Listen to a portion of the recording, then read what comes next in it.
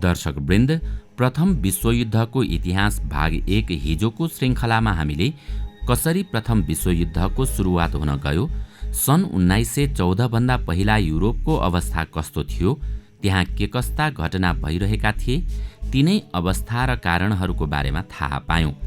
यति मात्र होइन, श्रृङ्खलाको सुरुवातमा हामीले अस्ट्रिया हंगेरीका राजकुमार आर्चडुकको हत्या कसरी गरियो भन्ने बारेमा चर्चा गरेका थियौं। अब हामी बाँकी इतिहासतर्फ लाग्छौं। जब राजकुमार आर्चडुक साराजेभो शहर पुगे तब त्यहाँ उनलाई प्रजाहरूले स्वागत गर्न भिड जम्मा भयो। सायद राजकुमार आर्चडुकको दिन आइपुगेको हुनुपर्छ। उनलाई उनका गुप्तचरहरूले खतराको जानकारी दिँदा दिँदै पनि उनी त्यसलाई बेवास्ता गरेर साराजेभो शहर पुगेका थिए। उनको स्वागतमा उभिएको त्यो भिडमा एकजना क्रान्तिकारी पनि सामेल थिए, जसको नाम ग्राभिलो प्रिन्सिप थियो। प्रिन्सिपले आर्चडुक र उनकी पत्नी सोफीलाई शाही सवारीको क्रममा गोली हानेर हत्या गरे। युरोप त्यो समय बारुदको गोदाम बनेको थियो। त्यहाँ एउटा मात्रै बम विस्फोट भयो भने पुरै गोदाम विस्फोट हुने सम्भावना थियो। यो गोदाममा आगो सल्काउने काम अस्ट्रिया हंगेरीका राजकुमार आर्चडुकको हत्याले गर्यो।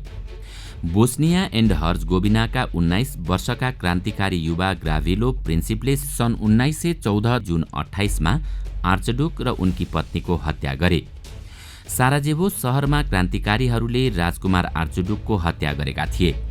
उनको हत्यामा ब्ल्याक ह्यान्ड नामक संस्थाको पनि हात थियो, जुन संस्था सर्बियाको थियो। हत्या बोस्नियाका क्रान्तिकारीहरूले गरेका थिए भने उनीहरूलाई सहयोग गर्ने संस्था सर्बियाको थियो। बोस्निया एन्ड हर्जगोभिना अस्ट्रिया हंगेरीसँग स्वतन्त्रताको माग गरिरहेको थियो। त्यसमा सर्बियाले उसलाई मद्दत गरिरहेको थियो, किनकि यो क्षेत्रमा सर्ब अर्थात् स्लाभिक जातिको बसाइ धेरै थियो। राजकुमार आर्चडुकको हत्याका लागि सर्बिया पनि जिम्मेवार थियो। आफ्ना राजकुमारको हत्या भएपछि अस्ट्रिया हंगेरी पनि चुप लाग्ने कुरै भएन।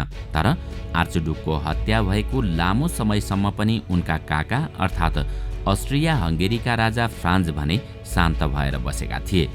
यो सबै भगवानको कृपा हो भन्दै उनी चुपचाप बसेका थिए। तर अस्ट्रिया हंगेरीका सैन्य प्रमुखले राजा फ्रान्जलाई उक्साए, राजकुमारको हत्याको बहानामा किन हामी सर्बियालाई आफ्नो साम्राज्यमा नमिलाउने? सर्बिया अस्ट्रिया हंगेरीको बोर्डरमा नै थियो। त्यसैले सन् 1914 जुलाई 23 का दिन अर्थात् राजकुमारको हत्या भएको ठिक 25 दिनपछि अस्ट्रिया हंगेरीले 10 बुँदे प्रस्तावसहित सर्बियालाई अल्टिमेटम पठायो। सर्बियाले 10 मध्ये 8 प्रस्ताव स्वीकार गर्यो। 2वटा प्रस्ताव भने सर्बियाले मान्न अस्वीकार गर्यो। ती 2 प्रस्ताव थिए, बिना शर्त सर्बियाले आत्मसमर्पण गरोस् र अस्ट्रिया हंगेरीको मातहतमा आओस्। त्यसपछि सन् 1914 जुलाई 28 मा अस्ट्रिया हंगेरीले सर्बियाको उत्तर पश्चिम सिमानामा आक्रमण गर्यो। त्यसपछि सर्बियाले रुससँग मद्दत माग्यो। रुस र सर्बिया दुवैमा सर्ब अर्थात् स्लाभिक जातका मानिसहरू बस्दथे। रुसले सर्बियालाई मद्दत गर्ने भयो। सर्बियालाई सपोर्ट गर्नु रुसका लागि यो जातीय कारण मात्र थिएन, उसलाई आफ्नो जलमार्ग पनि बचाउनु थियो। यदि अटोमन इम्पायर अर्थात् अस्ट्रिया हंगेरी जसले सर्बिया कब्जा गरे भने रुसका लागि बाटो बन्द हुनेवाला थियो। यस्तो नहोस् भनेर रुसले सर्बियालाई साथ दिने निधो गर्यो। यता अस्ट्रिया हंगेरी पनि सहयोग माग्दै जर्मनीतर्फ गयो। सन् 1882 मा अस्ट्रिया हंगेरी, जर्मनी र इटली बीच एक अर्कालाई सघाउने सन्धि भएको थियो। त्यसैले अस्ट्रिया हंगेरीलाई सहयोग गर्न जर्मनी अघि सर्यो। त्यसपछि जर्मनी र अस्ट्रिया हंगेरी मिलेर सर्बियामाथि हमला गरे। यो सन्धिमा इटली पनि सामेल भएको थियो, तर उसले अस्ट्रिया हंगेरीलाई सहयोग गर्न अस्वीकार गर्यो, किनकि यो सन्धि यी 3 मध्ये एकलाई कसैले हमला गर्यो भने सघाउनका लागि भएको थियो। तर यहाँ अर्को देशमाथि आक्रमण गर्नका लागि सहयोग मागिएको थियो। त्यसैले इटलीले त्यो प्रस्ताव अस्वीकार गरेको थियो। सन् 1914 जुलाई 28 कै दिन रुसले पनि जर्मनमाथि आक्रमण गर्न सुरु गर्यो। सन् 1907 मा फ्रान्स, ब्रिटेन र रुसबीच ट्रिपल इन्टेन्ट सन्धि भएको थियो। त्यसैले रुस युद्धमा होमिएपछि फ्रान्स र ब्रिटेनले पनि उसलाई सहयोग गर्ने भए। त्यसैले सन् 1914 अगस्ट 3 मा फ्रान्सले जर्मनीमाथि आक्रमण गर्यो, अर्थात् जर्मनमाथि फ्रान्स र रुसले दुईतिरबाट आक्रमण सुरु गरे। यता जर्मनीले आफ्नो युद्ध नीति अनुसार पहिला फ्रान्सलाई हराउने योजना बनायो, तर जर्मनीले सिधै फ्रान्समाथि आक्रमण भने गरेन। सुरुमा जर्मनीले बीचमा रहेको बेल्जियममाथि आक्रमण गर्यो। बेल्जियमलाई हराएपछि फ्रान्समाथि आक्रमण गर्ने उसको योजना थियो, तर जर्मनीले बेल्जियममाथि आक्रमण गर्ने बित्तिकै ब्रिटेन पनि युद्धमा होमियो, किनकि सन् 1839मा बेल्जियम र ब्रिटेनबीच लन्डन सन्धि भएको थियो। यसमा के तय भएको थियो भने कसैले बेल्जियममाथि हमला गर्यो भने ब्रिटेन उसलाई सहयोग गर्न आउनेछ। त्यसपछि सन् 1914 अगस्त 8 का दिन ब्रिटेनले पनि जर्मनीमाथि आक्रमण सुरु गर्यो। त्यतिबेला जर्मनी निकै बलियो थियो। जर्मनीका सेना बेल्जियममा पसेर फ्रान्सको निकै भित्रसम्म पुगेका थिए। उनीहरू फ्रान्सको राजधानी पेरिसको नजिकसम्म पुगेका थिए। त्यतिबेलासम्म ब्रिटेनका सेना पनि त्यहाँ पुगिसकेका थिए र उनीहरूले जर्मन सेनालाई रोकेका थिए। उता जर्मन सेनाले रुसका 3 लाख सेना मारेका थिए।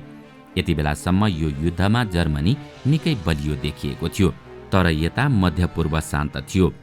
त्यतिबेला यहाँ अटोमन एम्पायर थियो, जुन आज टर्की, इराक, सिरिया, लेबनान, जोर्डन र प्यालेस्टाइन देशमा बाँडिएको छ।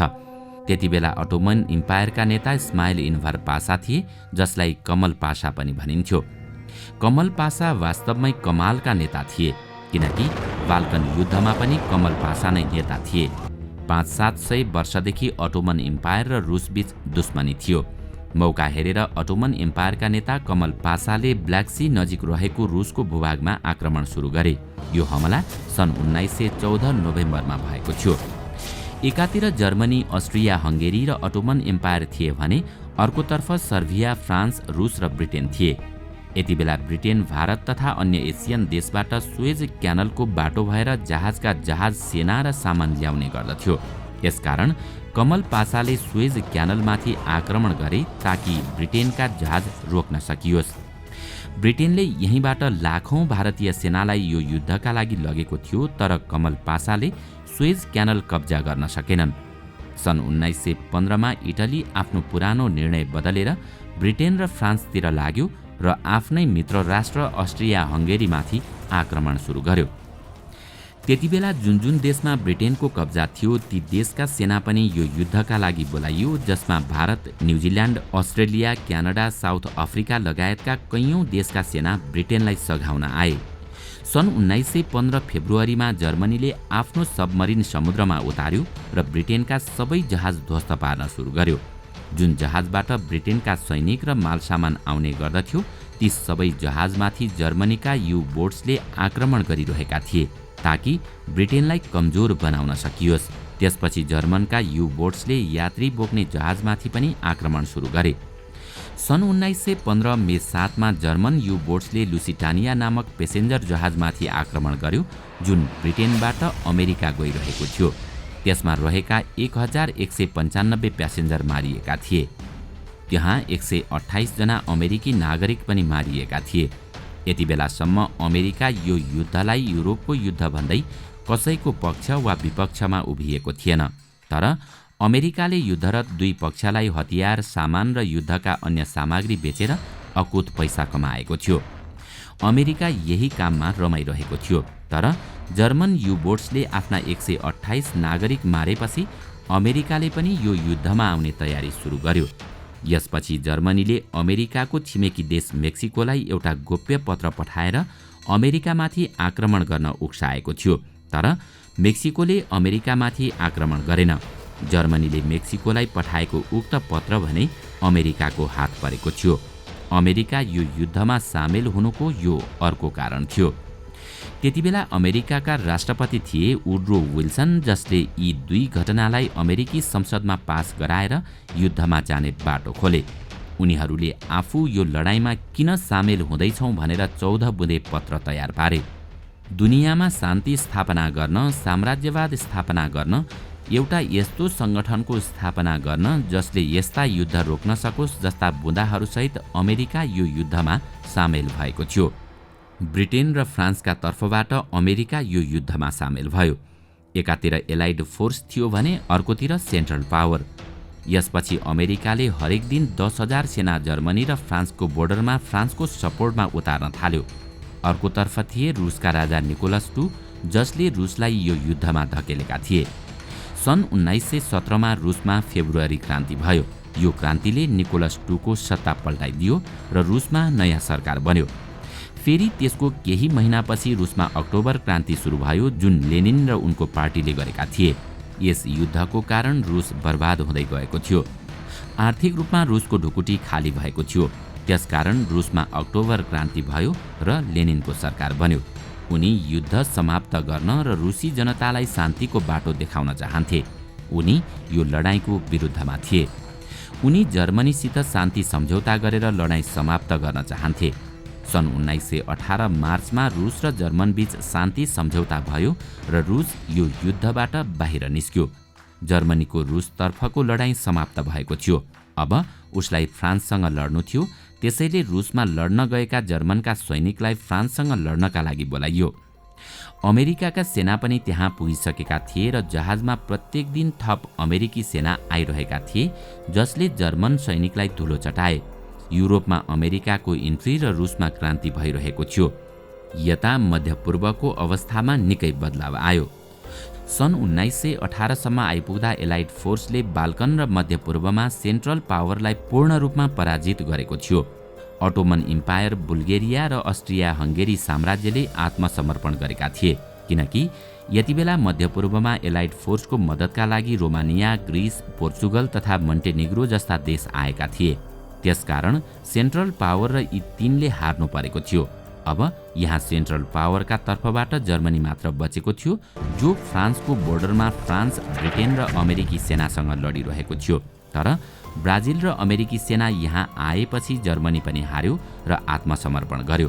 त्यसपछि जर्मनीका जनता उनीहरूका राजा केसर विलियम II का विरोधी भए। त्यसपछि उनी जर्मनीबाट हल्यान्ड भागे। सन् 1918 नोभेम्बर 11 का दिन 11 बजे जर्मनीले युद्ध समापन पत्रमा हस्ताक्षर गर्यो। यसका साथै पहिलो विश्वयुद्ध सकिएको थियो। दर्शकवृन्द, आजको श्रृङ्खलामा हामीले अस्ट्रिया हंगेरीका राजकुमार आर्चडुकको हत्यासँगै कसरी विश्वयुद्धको सुरुवात भयो, प्रथम विश्वयुद्धमा को कसको साथमा रह्यो अनि कुन देशले कति क्षति बेहोर्नु पर्यो र कसरी विश्वयुद्धको समाप्ति भयो, यसैको बारेमा चर्चा गर्यौं। अब भोलिको श्रृङ्खलामा हामी प्रथम विश्वयुद्धले के कस्तो क्षति पुर्यायो, यति मात्र होइन, दोस्रो विश्वयुद्धको बीजारोपण कसरी भयो त्यसको बारेमा पनि चर्चा गर्नेछौँ। भोलिको भाग अहिलेसम्मकै अत्यन्तै महत्त्वपूर्ण छ, कृपया हेर्न नभुल्नुहोला। साथै तपाईलाई आजको यो श्रृङ्खला कस्तो लाग्यो हामीलाई कमेन्टमा अवश्य बताउनुहोला। आजको श्रृङ्खला तपाईलाई राम्रो लाग्यो भने लाइक तथा सेयर गरी हाम्रो च्यानललाई सब्स्क्राइब गर्न नभुल्नुहोला र साथमा रहेको बेल आइकन पनि थिच्नुहोस्, ताकि हामीले अपलोड गर्ने नयाँ भिडियोको जानकारी सबैभन्दा पहिला तपाईलाई प्राप्त होस्। आजका लागि यति नै। अर्को भिडियोमा अझै रोचक तथ्य लिएर आउने नै छौँ। तबसम्मका लागि बिदा दिनुहोस्। नमस्कार।